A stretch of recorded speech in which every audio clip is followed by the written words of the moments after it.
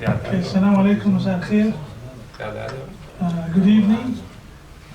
My name is Ibrahim Sbeih. I'm a neurosurgeon, and we are transmitting live to our international audience from the Farah Medical Campus in Amman, Jordan.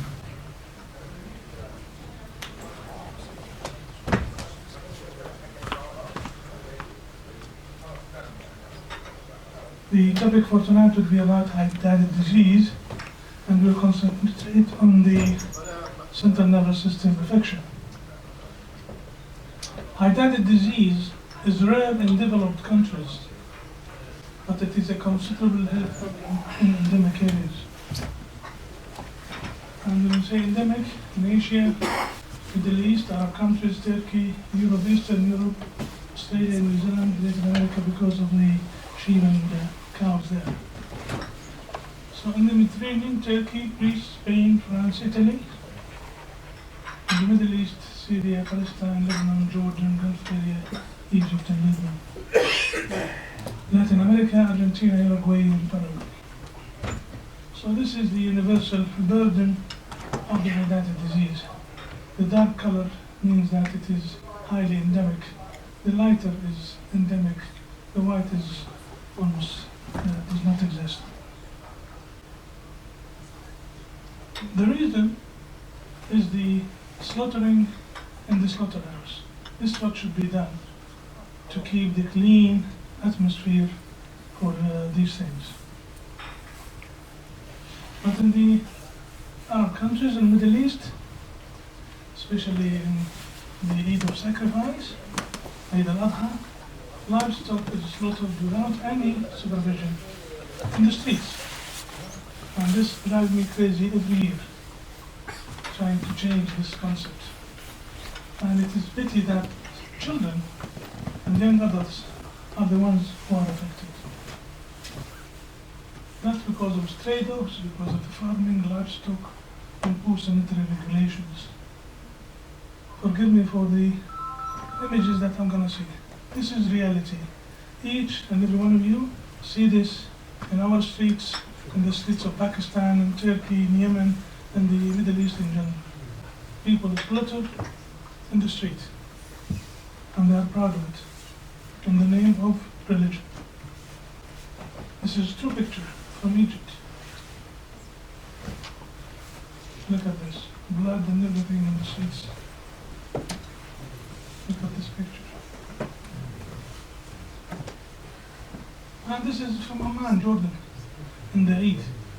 Celebrating the Eid, we slaughtered in the streets. And what kills me, that municipality of Amman announces in the newspapers, on TV, that places for slaughtering on so-and-so street, on so-and-so corner, which is very criminal, to say the least.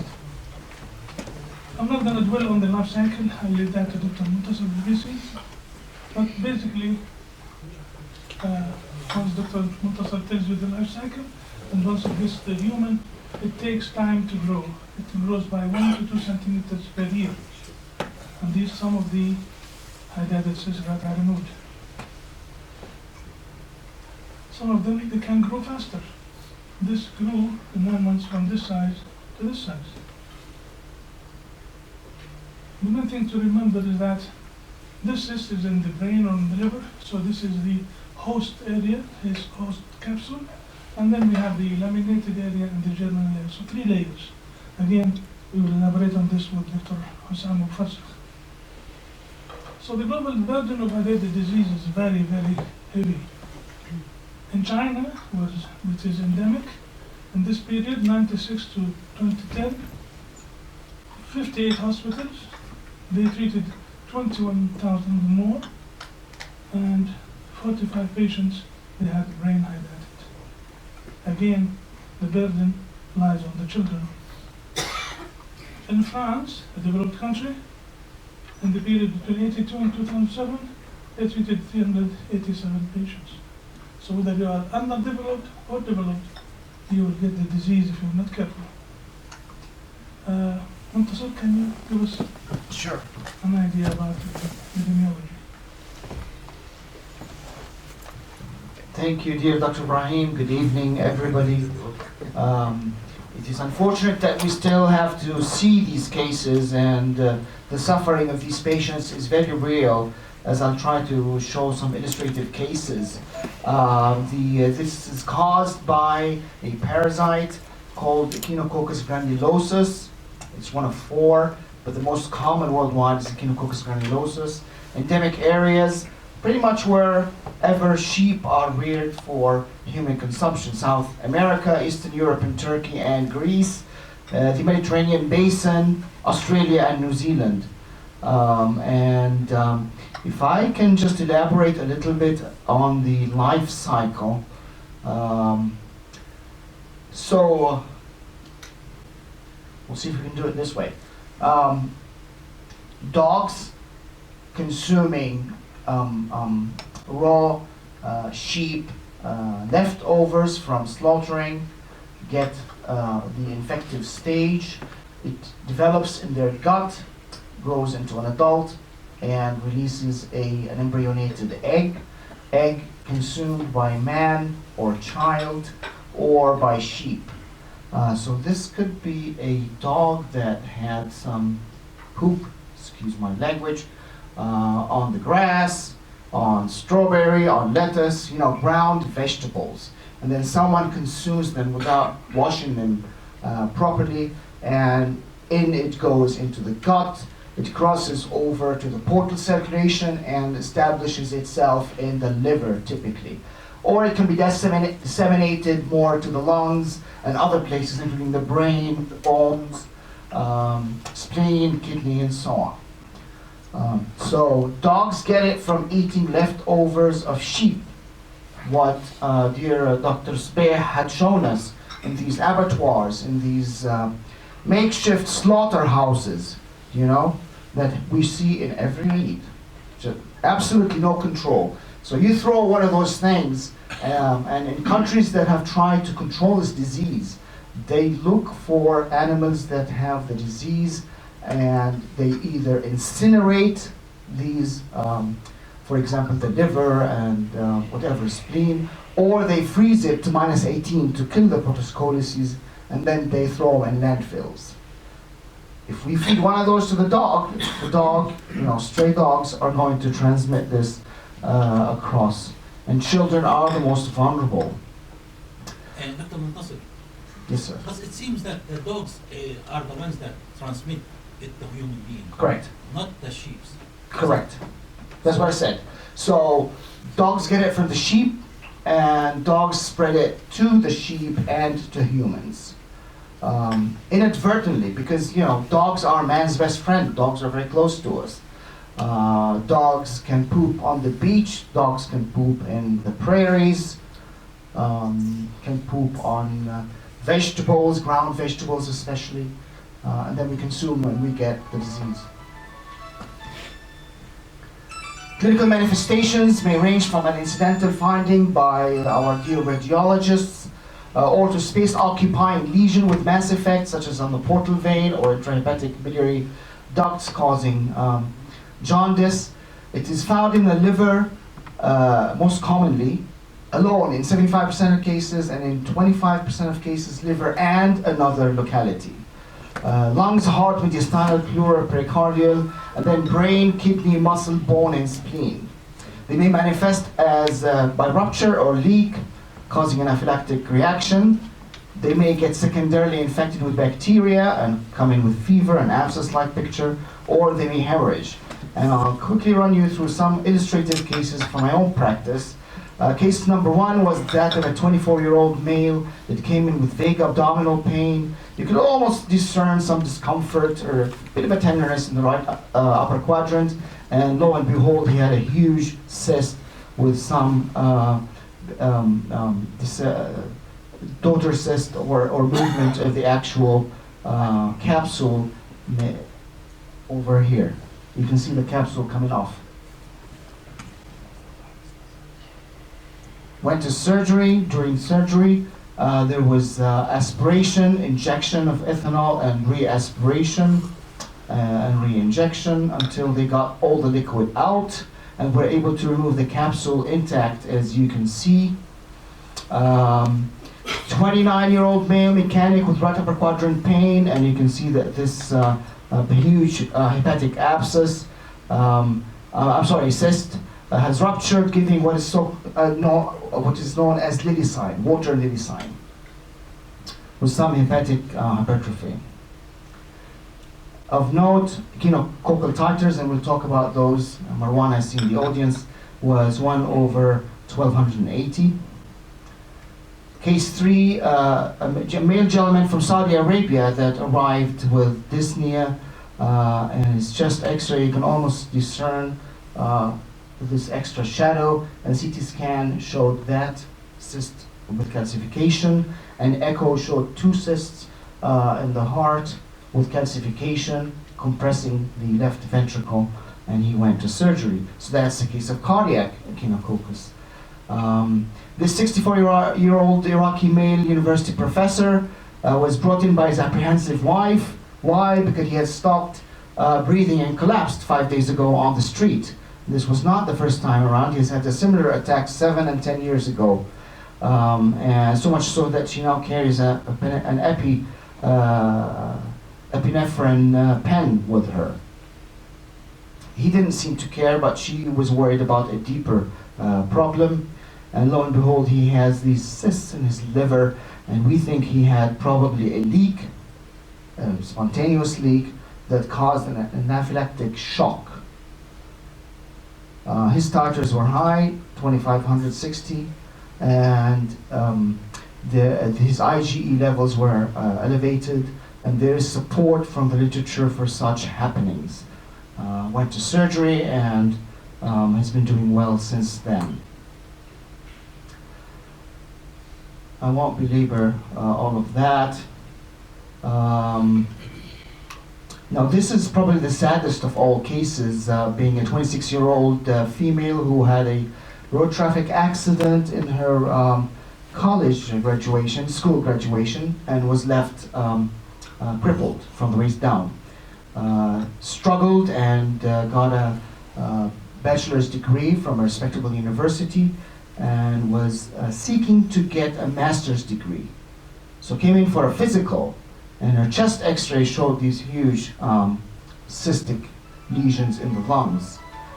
She was treated. We opted not to take her to surgery because of the high risk. And I believe it was one Friday morning that her frantic mom called me and said she had collapsed on the floor. They called 911, got her to the hospital, but unfortunately she suffered irreversible brain injury and died. When she came in, the most glaring finding was the absence of one of those cysts. So the cyst had ruptured and caused an anaphylactic shock, and she died. 56-year-old male with dysphasia came in with this brain lesion. And with brain lesions, we know about 20 to 30% there's a lesion elsewhere. And so he was scanned, and he had a hepatic lesion as well.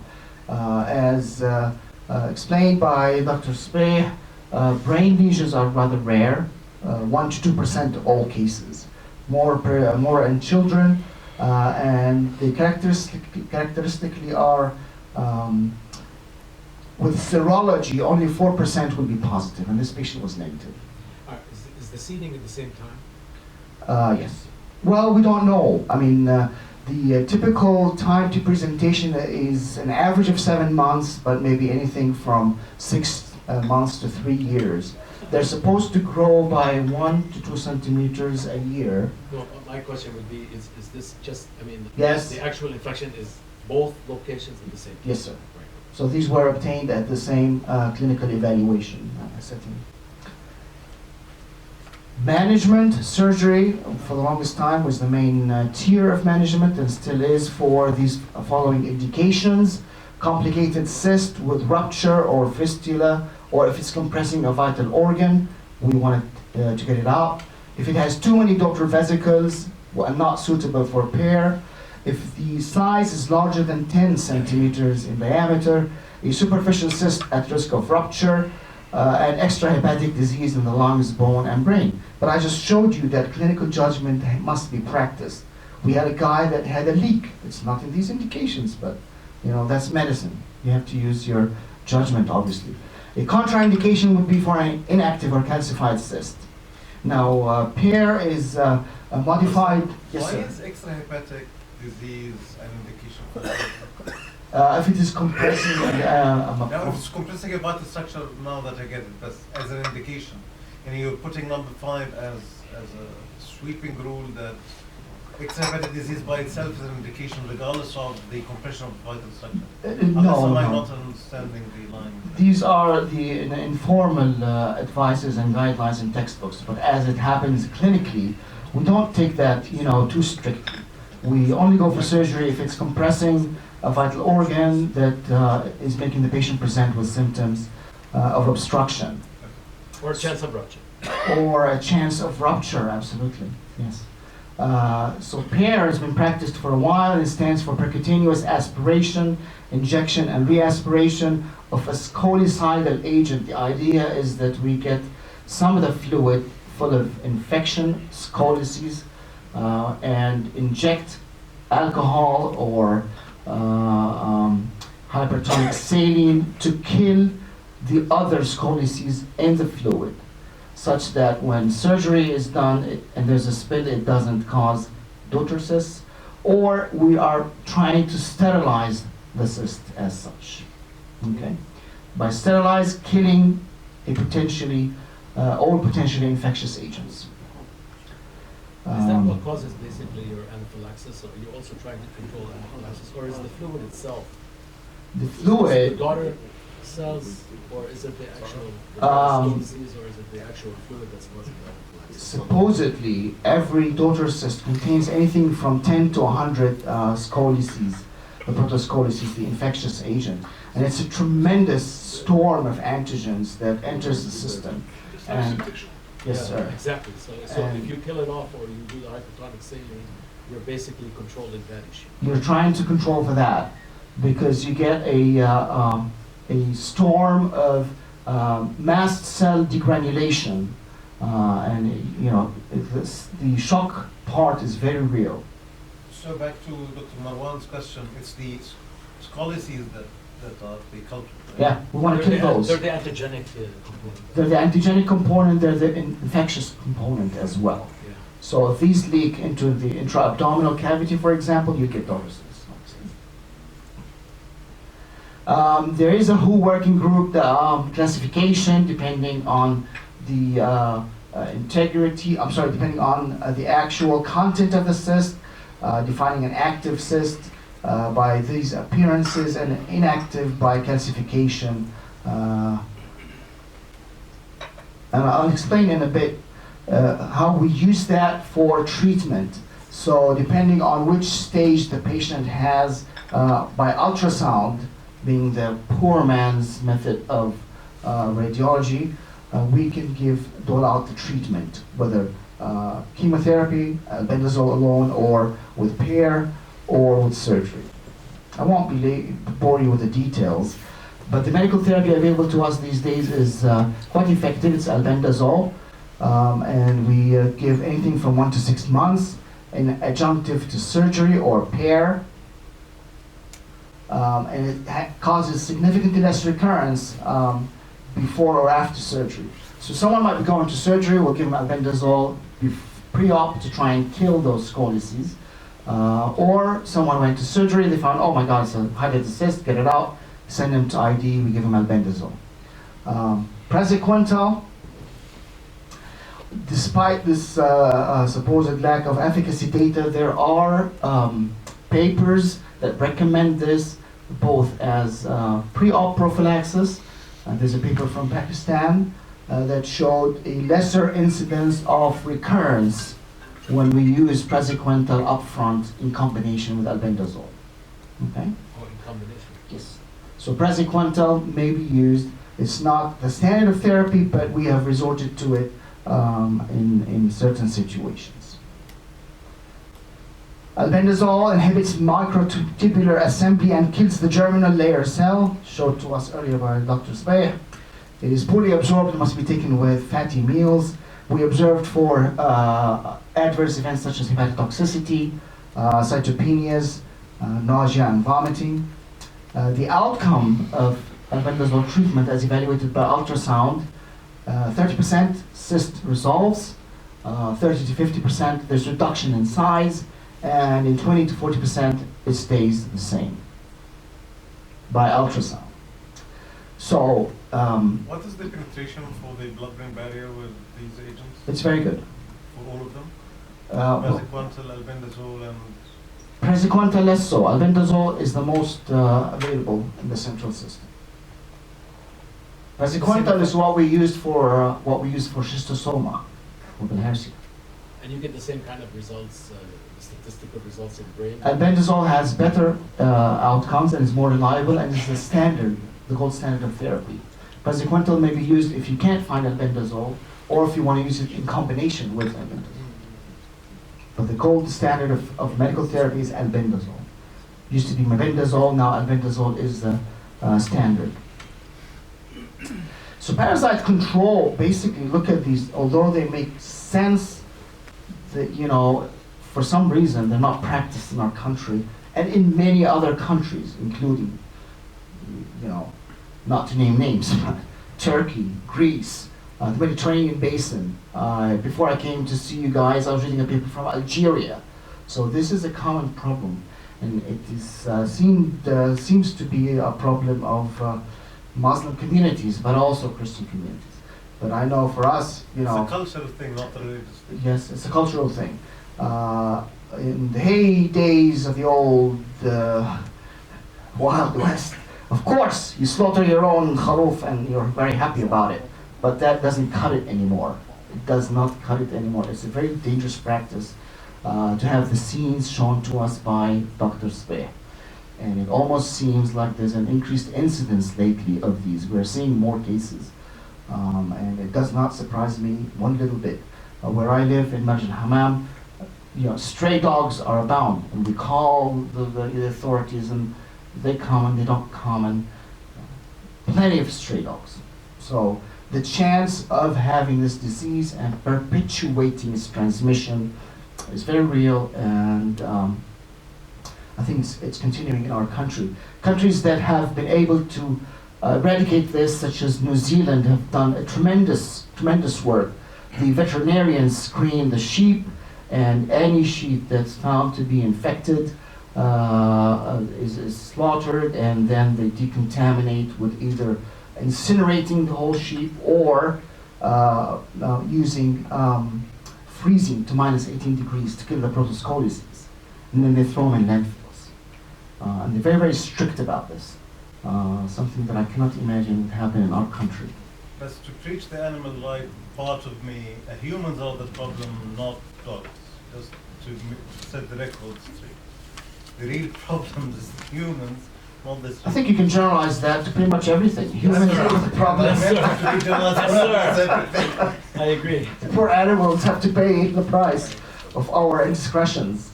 Infection control concerns, there's no person-to-person transmission as you do the surgery. Of course, you have to properly dispose of the resected material, and for sure, don't feed it to the dog. So, I guess that's where I'll stop. Thank you. I have a quick question, possible? Yes, sir. Thank you, Dr. Sir. A couple. First, how often the albendazole sterilize that cyst? Essentially, by put a needle in there, aspirate all the scoliosis in there are dead. That's the first question. It depends on the duration of use. So We like to get at least 3 cycles in before you guys do something like that, if possible. And by 3 cycles, it's 4 weeks on and 2 weeks off of the medicine. If we complete that, it's a 90%, but it's not 100%. I think that's very important. I think the duration, because we experience, as you know, we do the PER technique, Yes. a percutaneous technique, and on a couple of occasions in the liver, after 2 cycles, the patient got kind of mild anaphylaxis by just puncturing the cyst and aspirating before injection. So I totally feel you are 100% accurate. 2 cycles were not enough to actually sterilize that cyst. Yes, So that's from just a few cases that we did. absolutely. And even if we sterilize it, the chance of an anaphylactic shock is still there because the antigen load is still Which there. leads to my question exactly now. It's the scoliosis, dead or alive, are equally antigenic. Yes. They are. When they're dead, they're less or more. That's They're equally antigenic. so you wouldn't really expect the anaphylaxis rate to change at all by giving pre-operative Perhaps- antiemetic therapy. If Right? it ruptures, it does not make any difference. Right. Correct. Right. The worst thing that could happen is for this to rupture during surgery. Oh, And absolutely. that's what makes what you do so It's the fear factor. so admirable to get any kind of cyst out, and what طبعا Farid does. And so mainly the aim of therapy is to prevent future daughter cysts if there's a spill. But the anaphylaxis decreases a bit, but still I think very high. that's very important is the fact that probably if you sterilize the cyst, if the cyst rupture either when you're doing it percutaneously or surgically, that those actually pathogens that are spreading into the peritoneum or whatever, they will not contaminate the rest of the area. So you Yes. will not have Correct. 1,000 hydatid cysts in the abdomen. Absolutely. Yes, That's the major Problem. point of therapy. Yes, not the risk of anaphylaxis, which is the same. Yes. Okay, may I call upon Dr. Mufassar to tell us about the histology of things. There's a question there before Dr. Hassan. Dr. Junaid. I just want to say that with respect to dogs, your stray dogs, I was in Machu Picchu in Peru, and the inhabitants were around 30,000, and the stray dogs were 60,000. Oh my God. And there was no mention about hydatid there. Yes. And I also want to make a comment about the use of albendazole. I thought the albendazole was more useful or gives you a better result if the lungs are involved rather than the liver, because of the very, very small membrane there in the lungs rather than in the liver. I would also give you one bad or good experience of mine back in the early 1980s, when there was no CT scan or ultrasound, and I had a Saudi who had a very, very big mass in the liver, and all the time we had only radioisotopes, and so I elected to do the radioisotope and then biopsy. But then what happened is that radioisotopes did not come up with the results, so I was in the operating theater trying to do a liver biopsy with a Mangini needle at that time, which is a 16 gauge. And the minute I went in, I could feel the pop, Yes. and then I froze. Right. You know what was And coming then, next. and then I pulled the needle very fast, and the patient was still breathing. Oh, He good. he was breathing and breathing, and did well after that. And I told him, now you go to Saudi Arabia and operate for your hydatid disease. Yes. 2 years later, he came to me and said, yes, I went and had the operation and everything. Everything was fine, but I felt the pop Right. when you go Right. in. Well, it was a 16 gauge needle, and that was a big biopsy needle. And you gave him an epinephrine with the pulp? I'm sorry? You gave him an epinephrine with the pulp? Well, we didn't give him anything. You didn't give him anything? I didn't give anything. I just froze first, and then I pulled out my needle, and that's it. You are filled with epinephrine. You were exuding. So albendazole works equally well, just equally well in the lungs and liver. Thank you. Okay.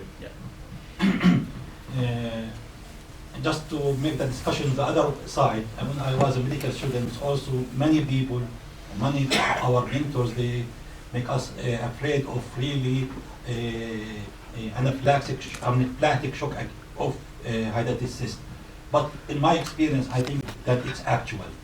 I personally did more than 20 cases of aspiration, finding aspiration of hydatid cyst, and nothing happened with them.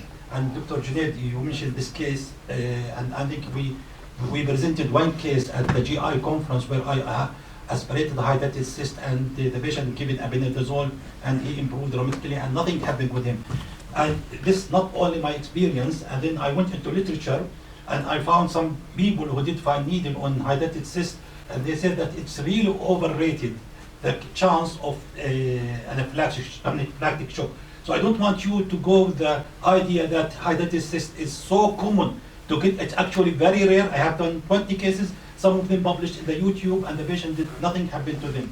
So it's not really something that you should really very much alert with them or be afraid or be dangerous, because our actual experience and experience of others, yes, you can do it and there's nothing danger.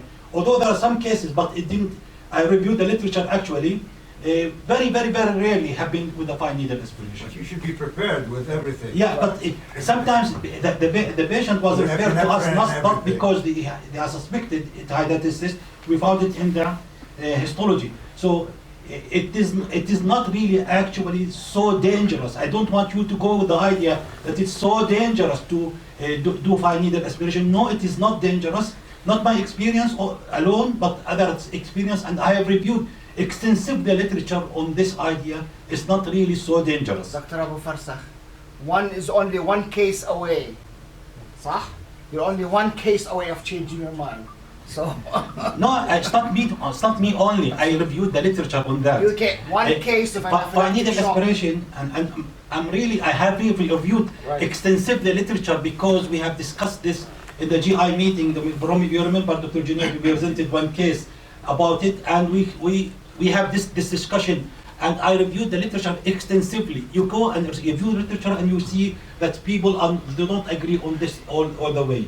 Anyhow, in this case, this is the hydatid cyst that we received lately, and you can see it's really very good round shape hydatid cyst, and it's actually floating on the, this is formalin, so it's less thick than formalin. And see how it's glistening. The surface is very smooth. This is taken, Dr. Ibrahim Sbeih took it from brain of one patient, and you can see the size of it, and it's almost transparent. I want to show you this video. When I rupture it, I really took picture of its rupture.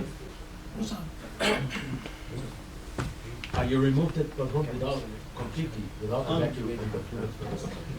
And it's very interesting to see really something that probably you don't see much. I'm rupturing it. See how the fluid is coming, and this is clear fluid coming out of it, and it is slightly like sticky fluid. You feel it in sticky fluid, but it is clear. And this is what you get when it's not infected, and this is different from the one that we usually in the liver. See the wall, how it is thin? Usually the liver ones, when I received it, most of the time they have really thick wall, not the brain tissue, which usually does not form fibrosis. This is typical histology. These are the scoliosis, and these are the hooks. These are the parasites. You can see the hooks in them, probably in some higher power. These are all different scoliosis size, and these are the hooks. You can see them. And this sometimes be very helpful. This is sometimes not all what you see in fine needle aspiration material. The hooks, they are very typical. بيشبه المنجل. And all the cases that I have done, 20 cases, most of these cases I diagnose them by the hooks. You see them by fine needle aspiration cytology, and they are very good clue that this is, and it is diagnostic, pathognomonic when it's there. You can see more of the scoliosis. I talk more. See, these are the hooks that usually spread inside the fluid. A lot of the things that you see in the fluid are from the hooks. The scoliosis are not common. Again, you can see the hooks there in these spaces. الخوالي بتاعتهم اللي attach them to the wall. You can see different areas. Again, you can see these are the hooks, and this is the scoliosis. The hooks are present on the periphery on the scoliosis. The third one, we can diagnose echinococcus by histology by either scoliosis or hooks, which are the most common, or laminated bodies. This is the laminated bodies. بيشبهوا كثير زحل حلقات زحل. You can see them how they are laminated bodies. This is the outer layer, actually biomaterial attached to them. This is biomaterial attached to them. But you can see these are مثل حلقات زحل. Typical. And when you go higher power, I will show you. This is زي ما حكينا حلقات زحل Saturn rings, and these are the biomaterial attached to the periphery. You can see this is what you go like when you go into حلقات زحل. You can see these are dirty material. بس كل واحدة ماشيين بحلقات. He gives you an impression that this is what we call laminated bodies. You can see them very beautiful. And when you see this, it's not pathognomonic, but it is diagnostic of hydatid cyst. So these are the three really histology things. This is the biomaterial that usually when, as I said, in the brain usually is not, you don't see gliosis, but the biomaterial attached itself to the outer surface of this material of the cyst. And you could see here, these are from meningeal cells. These are from the eliminated bodies. And this biomaterial is cytokeratin 5/6 positive and epithelial membrane antigen positive. These are laminated bodies. And low molecular weight cytokeratin positive. So these are the features of hydatid cyst.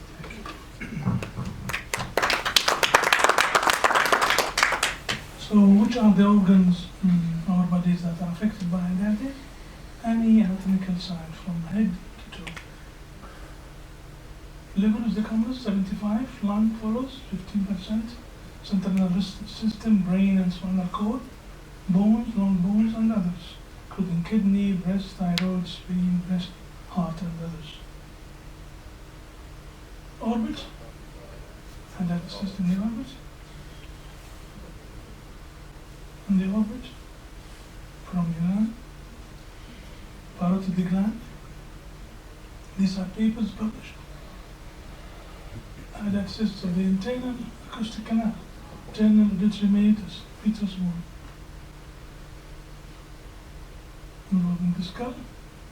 You may think this is hemangioma, you may think of other skull lesions.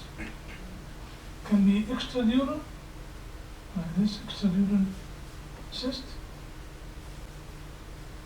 Here it can be in the infratemporal fossa, extradural, epidural, again extradural from Turkey, and it can affect the brain. Now in the brain it's rare, it's 0.5% of all masses, but in endemic countries it's higher, 3%. The thing that break your heart, that 57% are seen in children. This is extradural pseudofossa. Again, extradural pseudofossa. You can actually misdiagnose these lesions easily. Subdural, extradural and subdural. This is subdural chest. This is inside the brain in children. From Tunisia and North Africa is also an endemic area. That's in the brain. Again in the brain, primarily hydatid from India, from Turkey. And look at these unusual sites in the interhemispheric area or inside the ventricle. And these are the most dangerous, because if they rupture, death is a must. From Lebanon? Can they rupture spontaneously in this location? Yes. Can rupture during sport, spontaneously, surgical intervention, trauma, whatever. This is a very interesting paper from Lebanon, and it was published in 2005 in the epic of the Lebanese war by Dr. Fuad Haddad and his son, George Haddad. Fuad Haddad is a very senior neurosurgeon. In fact, he's one of the 3 neurosurgeons there were in the Middle East in the 50s and the 60s. Fuad Haddad, one of them, Anton Tarazi, here in Palestine and My Jordan. teacher. Yes, and Rashid Jum'ah from Pakistan. So to have a paper from Lebanon in this period is to be respected. Another one from Syria, and this is new. I think it's 20. Yes, recent, again in the epic of the Syrian war, still they are publishing. We in Jordan, we don't like replication. From India, 2007, look at this site. It's in the brainstem. Now that is a different kettle of fish. How to diagnose, how to approach, and what to do. You cannot use the usual surgical methods here. You go for aspiration and put in some chloroxidine and then try to take the capsule out. This is the... There is a paper about this and I'm going to show you that too. Again, brainstem, Hydatid. Again, this is from Syria this year, January this year. Again, amazing that they are publishing. From Saudi Arabia, this pre-Pontine thing, it did not end in a good way, but they tried their best there. Again, another brainstem. Yes. With these ones you're showing us, all these people who had the cyst in other locations as well, or were they purely in the brain? Most of them, they had it somewhere else, but few of them, they had it just in the brain, which is amazing. How few? 5, 10%? In my series, I had one case, a brain without anything. In the literature, 10 to 30%. Yes. Thank you. 10 to 30? Now, coming to the spine, again, it's rare, but again, the spine here is difficult to treat. Difficult to treat in the sense that it is considered as a palliative treatment. There is high recurrence rate and high mortality and morbidity. Look at these lesions. They could be extradural, they could be intradural extramedullary, they could be intramedullary. Again, you can see these are actual cases. Odontoid process. Thoracic spine. Again, here thoracic spine. Treated with, of course, to put a foreign material like fixation in something like this is something controversial. Again, I did insist in the thoracic spine and the sacrum. So they are destructive as well. Very destructive, absolutely. That's why you need fixation. Sacrum completely destroyed from Tunisia. And here in this case, because it was so destructive and they could not excise it, they actually put a drain and kept that for drainage and injection of materials there. Now, if such cases are treated medically, can you avoid fixation when there is such No. destruction of the No, spine? no.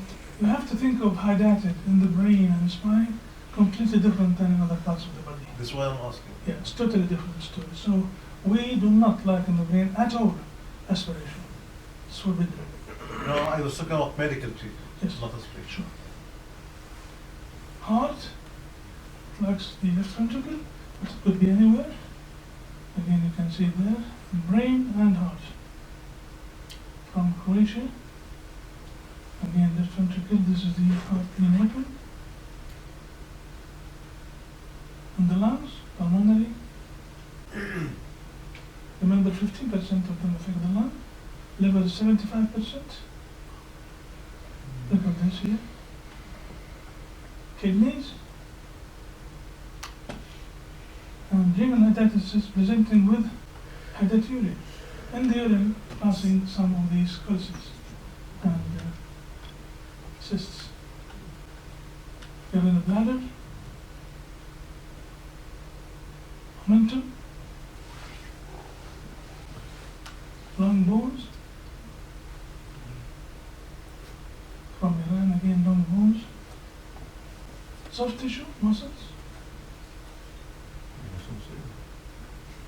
Soft tissue in the neck. Soft tissue again in the process medialis. What about radiology of these lesions? There is typical radiology and atypical radiology. The worst one is the atypical ones. And people would say, why should I know? You must know, because if you want to deal with these cases, you have to keep your mind open.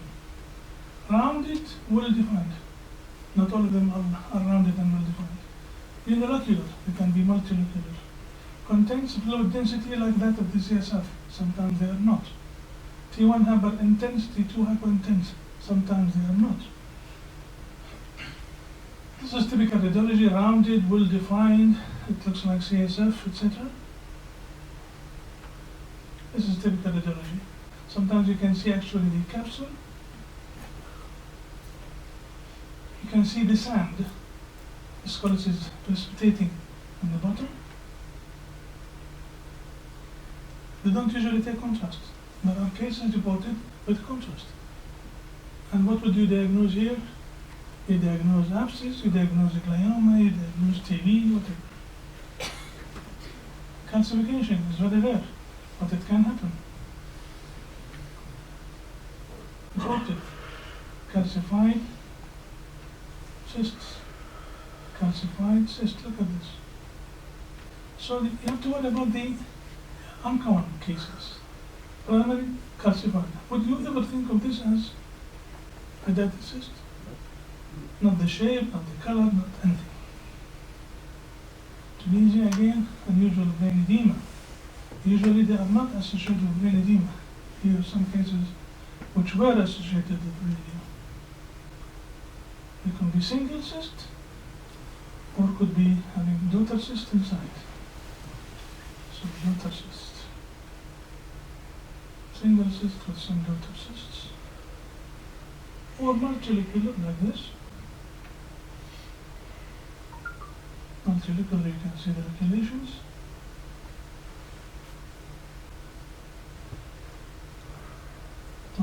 Multiple cysts, not one, but multiple. Again, here multiple intracranial hydatid cyst in a boy. Multiple cysts.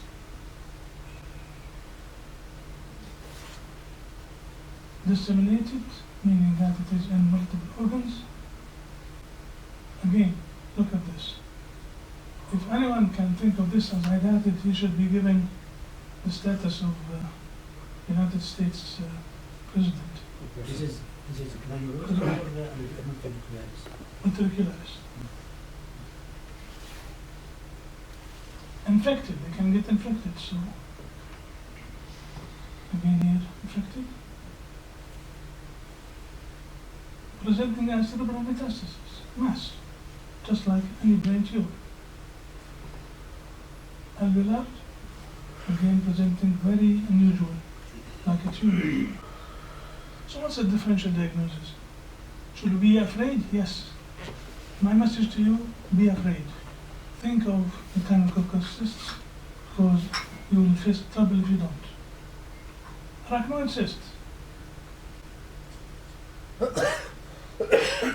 Porencephalic cyst after trauma or surgical treatment.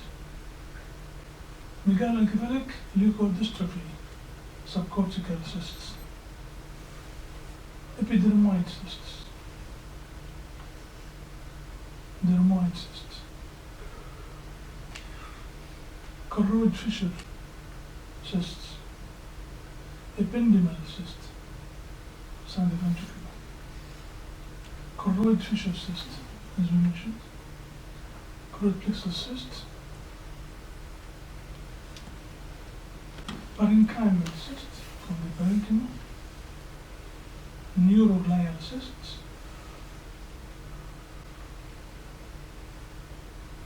Neuroepithelial neuroglial cyst again. Enterogenous cyst, one of my patients, Iraqi patient, with this. Enlarged perivascular spaces, which is very unusual, but you can face it. Abscess, bacterial, non-bacterial. Neurosarcosis, especially multiple.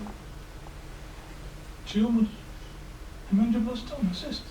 Sometimes you don't see the nodule, so you go and try to take it out and it ruptures, and the patient will die on the table or die later on out of metastasis of these cysts. Pilocytic astrocytoma, oh, the cyst with the small nodule. Yes, but this could be part of the capsule of hydatid cyst. Metastasis. So be careful. So once a cystic lesion is found, hydatid must be considered in countries where it is endemic.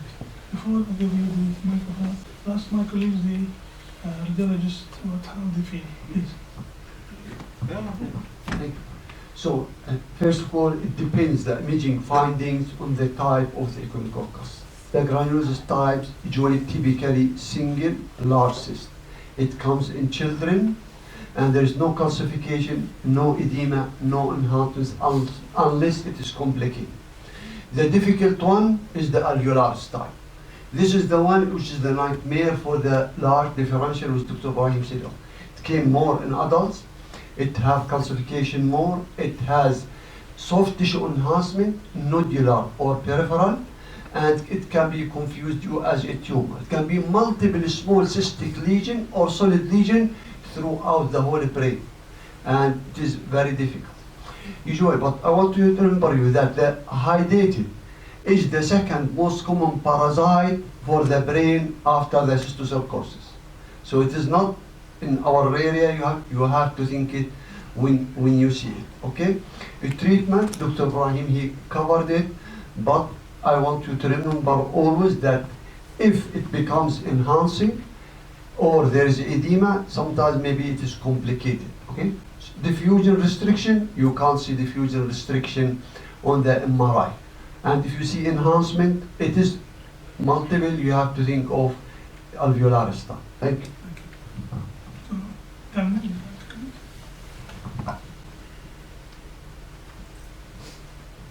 Excuse me. Thank you, Dr. Ibrahim. But the hydatid cyst, from a radiology point of view, there are two types.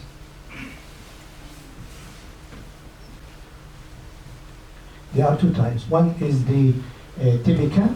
We have the cyst as we saw without any calcification, or even if there is a calcification, it's about 1%.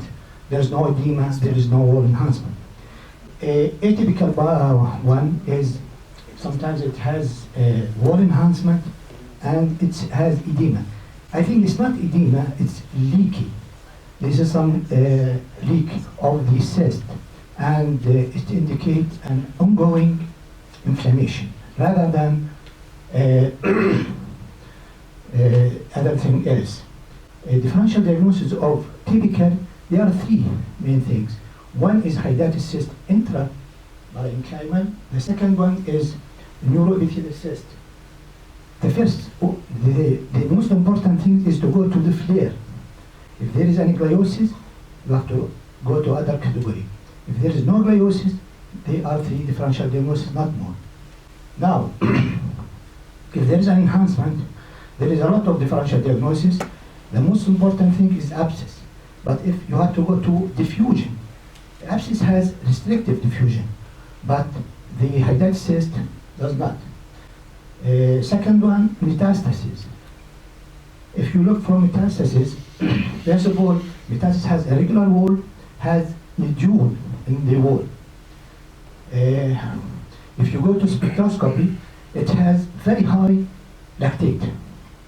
But if you go to spectroscopy for hydatid cyst, if you have amino acid, you have alanine, you have lactate, you have acetate. Also, you have the most important thing is pyruvate, which can be found in 2.4 ppm. The third thing is, as Dr. Ibrahim said, is high-grade tumor. But almost the high-grade tumor has a soft tissue nodule. It should have a soft tissue nodule. And if you go to the spectroscopy, also all these tumor has choline and have low NAA. But hydatid cyst does not have choline at all. Taking this further, I mean, how much can you help the neurologist or the neurosurgeon in making a diagnosis of hydatid cyst? I mean, how much, with the modern technology now, with Yes. PET scan, functional imaging, and so on and so on, how close can you come to a definitive diagnosis, or at least to cut it down? To know your differential diagnosis. It is crucial for any Yes. surgeon who wants to attack something like this. Uh, More certain than not.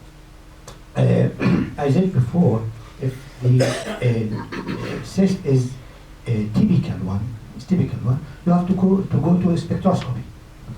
Now, spectroscopy, as I said before, there is an alanine, there is an lactate, acetate, amino acids. And has the most important things is pyruvate. It's, I think Montasser knows that is pyruvate is very important, is found only in hydatid cyst, in 2.4 ppm in spectroscopy. If you go to hydatid cyst, we have just only lactate. If you go to the neuroepithelial cyst, it has choline, because it's a neural cyst. But the others has no choline. I can know my differential diagnosis in addition to conventional T1, T2 flare sequence, because there is no glomerulus, and also diffusion. It can help. If it's typical, it's an atypical now, this is my problem, but I have to go to spectroscopy also. I can differentiate between hydatid cyst and high glioma by choline and acetate. It has acetate and choline, but hydatid cyst does not have hormone amino acid. Metastasis has very high lactate only.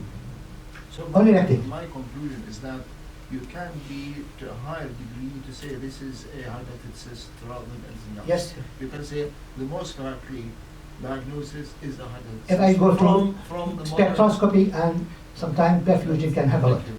What about low-grade glioma as opposed to high-grade glioma? And parasitic astrocytoma, for example, Yes. is a perfect example of a low-grade glioma that masquerades as Does not enhance and has choline. Has choline and AA. But hydatid cyst does not have. Okay? What I wanted to say is this before I give the microphone, that radiologists can help if they want to, if they really go deep into discussions. But most of the reports are flimsy 3 lines, always the same. No aneurysms, no AVMs, no shift of ventricular system, parenchyma is okay. That's the reports we receive, because they report in the MRI as well as the chest X-ray and the femur X-ray. They are not neuroradiologists. I'm going to skip the anatomical tests and just fixate on one important slide, apart from the importance of not missing an abscess. And we discussed the parasitic astrocytoma differential. But again, from spectroscopy to very low tech, for the love of God, nobody should be put on the table without being examined properly. Meds can easily be ruled out or ruled in by a good, thorough physical examination. And I know that I'm preaching to the choir here, but we have a whole generation of new so-called medical students who have no idea how to examine patients. Thoroughly or otherwise, they simply are built into the culture that, oh no, you just check for radiology reports and nobody bothers to examine patients. A lot of meds, not all of them though, a lot of meds you can detect it primarily on a thorough physical examination. Science Society to speak about speech changes. Well, that's, I'm not prepared for this, so I can give you just a few, just make a short comment. Okay. Oh, you put some slides. Oh, that's very good. Yes. Okay. That's great. Now, I think many of you who've been at medical school have been taught, we've been teaching about speech for the last century using the famous Wernicke-Lichtenstein model of speech, which is the basic speech of expressive dysphasia, receptive dysphasia, and conductive dysphasia. And we always thought that it was as simple as that. It was simple. And the way that people found out about where these areas lie is from the anatomy and the lesions that people in the past looked at when they did postmortems on the brain, and they found out which area is looking after expressive speech and receptive speech, etc. And then they have been divided into Broca's area, which is the area in the frontal lobe, which is responsible for expressive speech, Wernicke's area, which is receptive speech, and then there is no normal aphasia, and also there's the conductive speech, which is basically when somebody speaks, you hear his sound. This goes to the auditory cortex, which is in the temporal lobe, and near there is the Wernicke's area. There is Wernicke's area, which decodes the sound and interprets it, and then either you store it, or if you want to speak, you send it down the line through the conduction between that area to Broca's area. From Broca's area, the speech center, if you remember your anatomy, it's upside down, and what you do is you is there a gas? Where is it? Here? Sorry. Oh, this one. Okay. So basically, from the speech area is very near to the motor area, which is looking after your mouth and the speech area, the tongue and the voice and so on. So it's a very well designed brain where you can easily, from the brain, if you want to speak, you can send the message to the area which is very near, and then you can speak. But in the last, how do we go forward from here?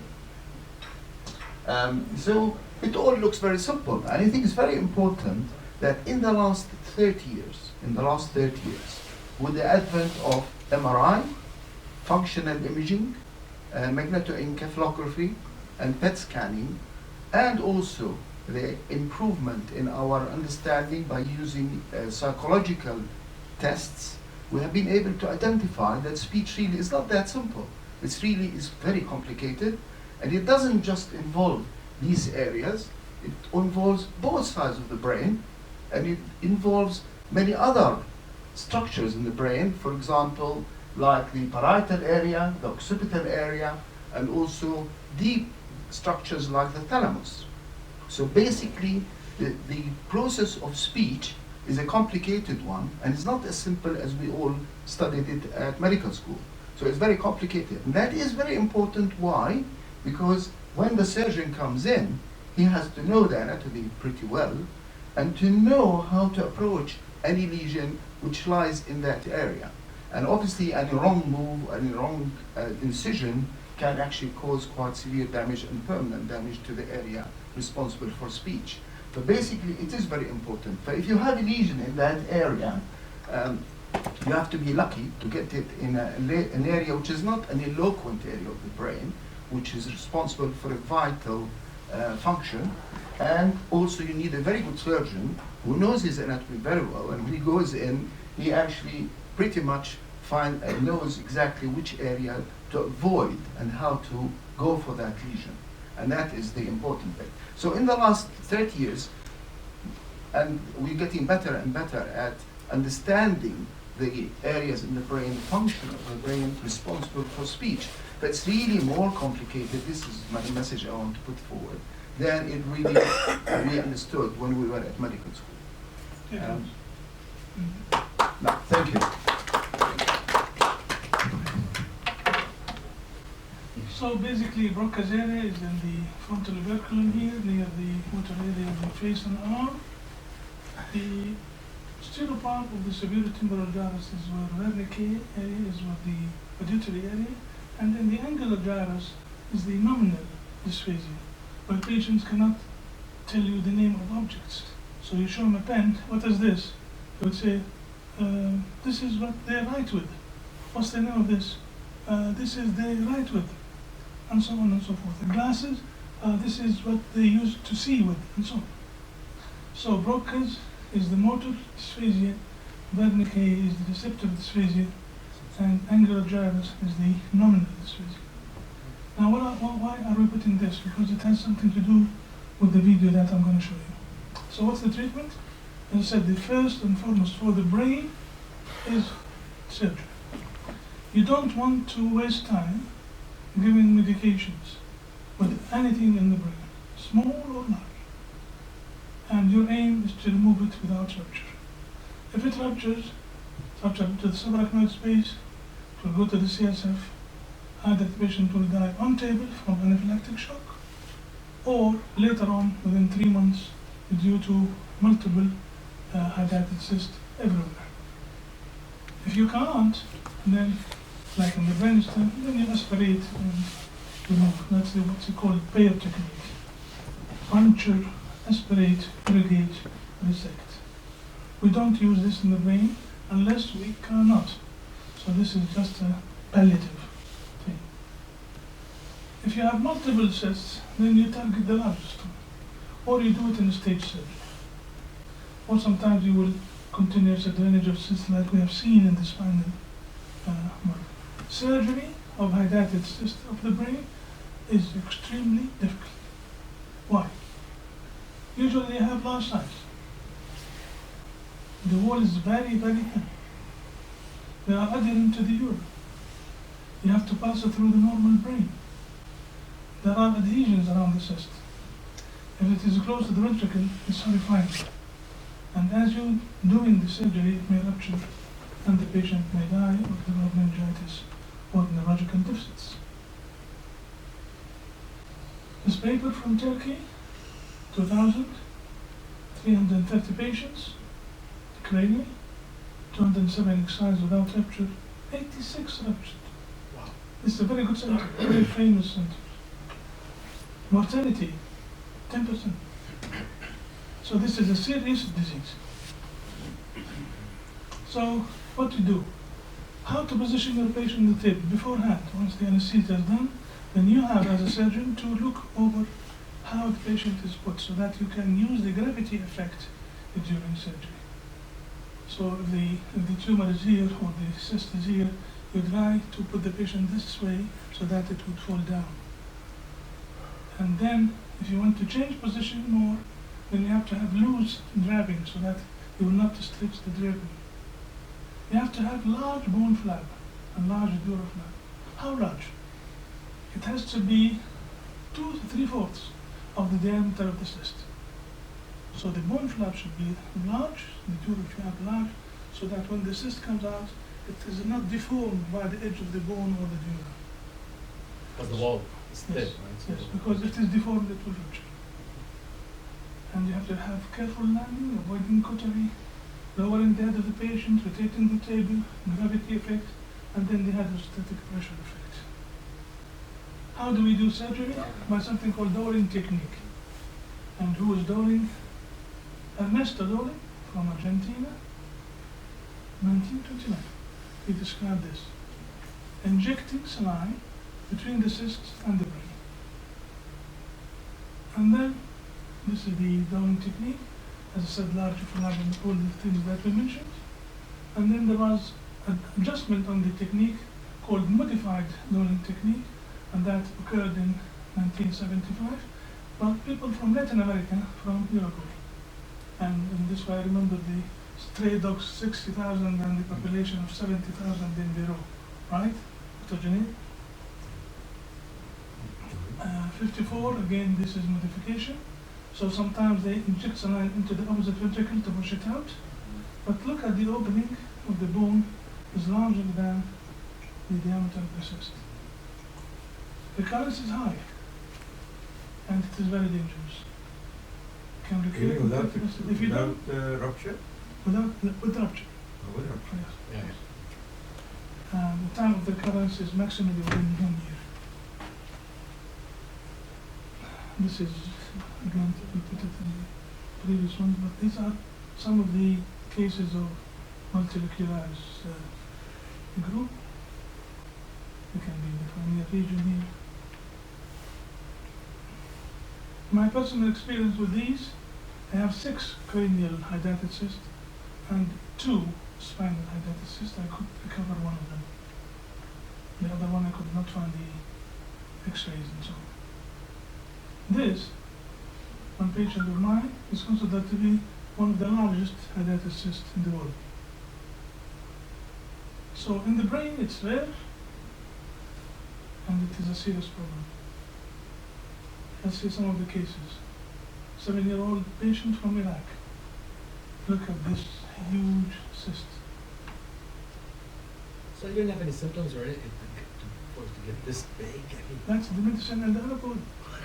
Unless the patient dies, How he's big the okay. flap was? I will show you. I will show you. So these are the still pictures. Still pictures. As you can see, if I go back, it's close to the surface. This is a good thing and not a good thing because sometimes it's adherent to the dura. Is that a child then? Child, 7-year-old from Iraq. We used to play with the sheep and dogs and so on. And some of you mentioned that it is transmitted from dogs to human, can be transmitted directly from sheep to human. Especially if Eid al-Adha, you go and you catch the sheep and see if that's good or not, and you do this. So you catch it, put it in your mouth, and leave. So this is how we are separating the dura of the cyst, and then injecting to get it out. Let's see the movie.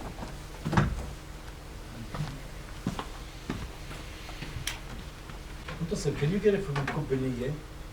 Kebeniye? But not to my knowledge, no. There was one report that it could be transmitted by wind and from Libya. Yes. They had southern part of Libya. They had hydatid cyst where they didn't have any dogs and all that. True. There's some wind factor They say there. some camels can also. Camels, foxes. Yeah. Okay. So this is the separation of the dura from the cyst, which is on the surface, which is good. But again here, there's some adhesions, and this is the time when it ruptures. So very, very thin vein here. You can see the capsule of the cyst. So thin that you can see the inside of it. So transparent. How old is this patient? 7. Yeah. So we are separating the dura. Again here your heart stops several times. Because every time you do something you just think it's going to rupture. How long did it take it? How long was the surgery? About 4 hours. So here you are.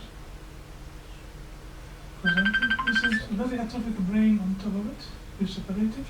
And your aim is to find the good plane of cleavage between the so-called the capsule of the brain, the gliosis, and the true capsule of the hydatid cyst. And once you do that, you inject saline.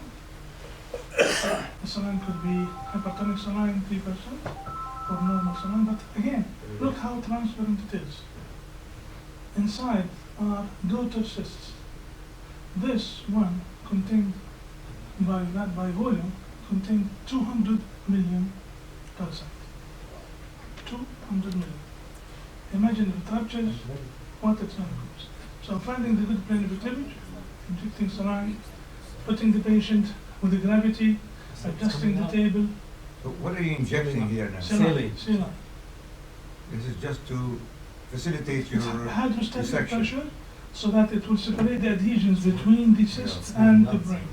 Yes, yes. And this is held by gravity by positioning of the patient. To avoid cauterization, sir? No. Wow. So that's it. Okay. That's the cavity of the systems. And that's the boy afterwards. And that's the cyst. 12 centimeters by 11 centimeters by 9 centimeters. And I took an orange in the theater. This is my hand. This is the size of my hand. This is the orange, and look at the cyst. Bomber, yeah. Yes, it is bomber. Second patient with this. No, this is the same patient, sorry. This is a pre-op and post-op. Pre-op and post-op. Pre and post-op. Second patient, 56-year-old male patient with this lesion. Now, the problem with this lesion is that it is in the dominant hemisphere. He's right-handed. It is in the area of Broca's area, Wernicke's area, and angular gyrus, nominal dysphagia area. You can see the Sbeih fissure. This is a good example here. This is the beginning of the Sbeih fissure, so Broca's is just here. Here. Did he have any speech problem? Yes, he had. He had actually receptive, expressive, and nominal. Is that how he presented? That's how he presented. So you can see that the stereotemporal is also. So vernica is here, vertica is here, nominal is here. Now that's a dilemma for me. Because ideally, the cortical incision should be in the middle, so that it will not be deformed. But if I do it in the middle, then I will affect all these structures. So Ibrahim, do you do functional MRI? No. You can see the middle cerebral artery is elevated. Most of the radiologists report this as normal. They don't think of displacement of vessels as abnormality. They are looking for two things, as if the whole vascular pathology is limited to aneurysms and AVMs. So when I see no aneurysm, no AVM, I really feel sick in my heart, because this is not the way it should be. No, very few radiologists will report that the middle cerebral is really elevated. Look at it. Chest X-ray was normal. There's a cyst in the liver confirming that this is. Are you saying that the radiologist who reported this didn't mention that? Yes. 99 cases. And you knew this was there was a massive movement? Yes. I use navigation. If you haven't had any navigation, Yes, Hamza from Master Ziyad Saleh was with us. Again, here I'm trying to find exactly, because this is a serious business. I don't want to just save this patient's life and then giving him permanent dysphagia or permanent neurological deficits. So I'd like to know exactly where I am. So we use navigation. Again, I put this picture. This is Broca's, this is Wernicke. This is Sylvian Fisher. And again, if I do this incision here, I will catch Broca's and Wernicke. If I go in the severe temporal gyrus, I'll get Wernicke. So I had really to, I did not sleep that night, thinking of how would I approach this. So if I do this here, it's dangerous. If I do it here, it's dangerous. Ideally, I should put it here because it's in the middle, so that the cyst would come out without any deformation. If I put the incision here, I'm away of the important structures, but then the cyst has to go sort of sideways to go out. As if you want to get me out of this door, you get me out of that door, so I'm deformed. So this is the finding doing the cortical incision and injecting and getting it out. Let's see the surgery. When did you go your incision was? And I will see it again.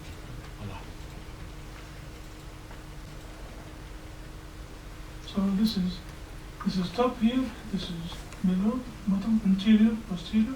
This is the temporal lobe, this is the Sylvian fissure. If I do the incision here, I'll catch a Broca's and angular gyrus. If I do it here, I'll catch Wernicke. So I opted to go this way and then squeeze my way this way. That's the cyst right there, right? Yes. You have to do cortical incision by about 1 or 1.5 centimeters. Now you're injecting So you have to saline? know, yeah, now we are injecting this saline. At the same time I'm injecting this saline, I have 3%, 25% or 50% saline packs, so that if it ruptures, I'll put it immediately. You can see how transparent it is. This is normal saline, the one that you're using. This is normal saline. I only use the hypertonic if it ruptures. This would help take the adhesions away. With the effective gravity, then starts coming out. Again, how you position your patient from the beginning. How to adjust the table is so important. Wow. Oh, wow. That's cool. And this is the site of the incision. You can see Broca's is here, Wernicke is here. This is the cavity. Okay. So lots of mental process should go into that. This is immediate process of the following day, showing complete excision episodes with no complications. And this is the patient himself. With this I finish and I thank you. Thank you. Is this patient group? Yes. Any questions? Please. About this child, 7 years old. 7-year-old. Yeah, after removal of the cyst, the stains were there. Yes, the brain will expand. Sometimes what we do is to put a Foley's catheter or Fogarty catheter, put it into the cavity, inflate it so that it will take the cortex out, and then remove it after 3 days. Any questions, comments? No, thank you. We'll see you next week. Thank you.